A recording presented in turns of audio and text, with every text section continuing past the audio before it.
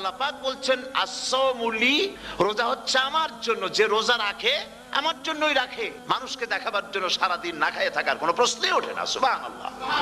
সুতরাং রোজা যে রাখলো সে আমার জন্যই রাখলো। ওয়া আনা আজজি বিহি, রোজার পুরস্কার আমি আমার হাত দিয়ে দেব। সুবহানাল্লাহ, আমার হাত দিয়ে দেব। ম্যানেজার যদি বলে এই কাজগুলি করলে পরে বেতন, নির্ধারিত বেতন পাবা, আর এইটা যদি করো তাহলে বেতনটা আমি দেবো আমার হাত দিয়ে, তাহলে এমপ্লয় যারা তারা বুঝতেই পারবে যে মালিক যখন নিজেই দেবে তাহলে ম্যানেজারের মতো দেবে না, মালিক মালিকের মতোই বড় করে দেবে। তো আল্লাহ পাক ফেরেশতাদের কাছে এটা রাখেন নাই, সব নাকি তোমরা লেখো গিয়া, আর রোজার সওয়াব আমার হাত দিয়ে আমি দেব। সুবহানাল্লাহ। এরপরে আল্লাহ পাক বলছেন, অন্য রিওয়ায়াতে এসেছে রোজা আমার জন্য আর রোজাদারের পুরস্কার আর কিচ্ছু না, রোজাদারের পুরস্কার আমি আল্লাহ নিজেই পুরস্কার হয়ে যাব। সুবহানাল্লাহ। হাদিস শরীফে এসেছে রোজা রাখলে পরে ক্ষুধার কারণে, খালি পেটে থাকার কারণে টক্সিন জাতীয় এক প্রকারের গ্যাস তৈরি হয় পেটের ভেতরে, স্টমাকের মধ্যে, ফলে মুখে এক রকমের দুর্গন্ধের সৃষ্টি হয়। নবীজি বলেছেন রোজাদারের মুখের থেকে যে গন্ধ বের হয় আল্লাহ পাকের কাছে রোজাদারের মুখের গন্ধ মিস্ক আম্বারের চাইতে বেশি পবিত্র। আপনার মুখের গন্ধটাও আল্লাহ রোজাদারের জন্য, রোজাদারদের জন্য জান্নাতের একটি দরওয়াজা খাস করে রাখা হয়েছে, যার নাম রায়্যান। এই দরওয়াজা রোজাদারদের জন্য, কেবলমাত্র রোজাদারেরা সেখান থেকে প্রবেশ করবে, আর কেউ প্রবেশ করতে পারবে। এই রোজাদারদের সম্পর্কে আল্লাহ পাক বলেছেন, হাদিস শরীফে এসেছে, বুখারী শরীফের হাদিস, রাসূল করিম সাল্লাল্লাহু আলাইহি ওয়াসাল্লাম বলেছেন লিসাইমে ফারহাতান, ফারহাতুন ইনদা ফিতরিহি ওয়া ফারহাতুন ইনদা লিকাই রাব্বিহি। রোজাদারের জন্য দুইটা খুশি। কয়টা খুশি বলুন তো? কে বলছেন? আল্লাহ রাসূল বলছেন রোজাদারের জন্য দুইটা খুশি। লিসাইমে ফারহাতান, দুটি খুশি। ফারহাতুন ইনদা ফিতরিহি, একটা খুশি হচ্ছে ইফতারের সময়। এই ফিতরিহিতে, এই ফিতরিহি দুটি কথা, এই একটি কথার দুটি ব্যাখ্যা হয়। একটা হচ্ছে ইফতারের সময়, ইফতারের কথা বলা হয়েছে, আর ঈদের কথাও এর মধ্যে বলা হয়েছে। ইফতারের সময় হলে একটা খুশি, আর একটা খুশি হচ্ছে ইনদা লিকাই রাব্বিহি, যখন রোজাদারের সঙ্গে আল্লাহ পাক দেখা করবেন তখন হবে আরেকটা খুশি। তার মানে হচ্ছে রোজাদারদের সঙ্গে স্পেশাল আল্লাহ রাব্বুল আলামিন সাক্ষাৎকারের ব্যবস্থা করবেন। সুবহানাল্লাহ।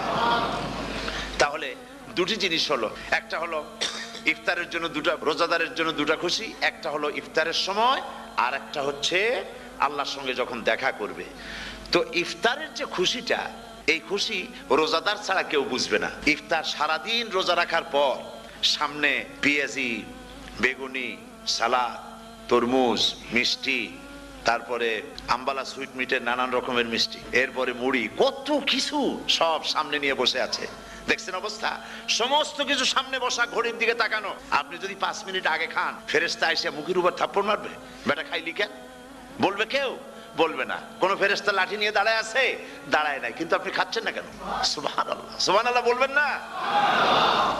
অন্তত 1500 বছর আগে আল্লাহ রাব্বুল আলামিন নির্দেশ করে রেখেছেন, সূর্য সাদা হওয়া থেকে, পূর্ব দিগন্ত সাদা হওয়া থেকে শুরু করে পশ্চিম দিগন্তে যখন কালো রেখা দেখা দেবে, যখন মাগরিব হয়ে যাবে, সূর্যাস্ত যাবে, ততক্ষণ পানাহার আর স্ত্রী সম্ভোগ থেকে বিরত থাকো।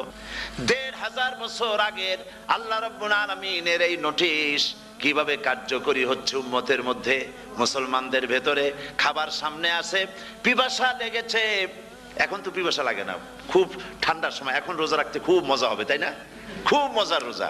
কিন্তু এই রোজা যখন জুন মাস আর জুলাই মাসে আসবে, তখন টের পায় মানুষ রোজা কাহাকে বলে। প্রচন্ড পিপাসা, সামনে সব খাবার পড়ে আছে, একটা খাবারের দিকে রোজাদারের হাত যায় না, ঘড়ির দিকে তাকায় আর চুপ করে বসে বসে আল্লাহর জিকির করতে থাকে। আল্লাহ কয় ফেরেশতারা, দেখ এই বান্দা বানাইতে নিষেধ করছিলি। সুবহানাল্লাহ। আল্লাহ খুশি হয়ে যান। রোজাদার অপেক্ষা করতে থাকে, ঠিক যখন কাটায় সময়টা এসে গেছে, তখন আল্লাহর নাম করে খুরমা দিয়ে, পানি দিয়ে ইফতার শুরু করে দিল। আল্লাহ পাক খুশি হয়ে গেলেন। এই যে ইফতার, সারাদিন রোজা রাখা ইফতার করায় যে মজা, রোজা রাখলো না এরকম লোকেরাও কিন্তু ইফতার করে না? পুরান ঢাকায় আছে, ঢাকার তো কয়েকটা এলাকা আছে, পুরান ঢাকার লোকেরা নাকি বলে যে, যারা রোজা রাখে না তারা বলে যে রোজা না রাখে একরকম পাপ করছি, আর ইফতার না করে কবিরা গুনাহ করবো নাকি? ইফতার তো করাই।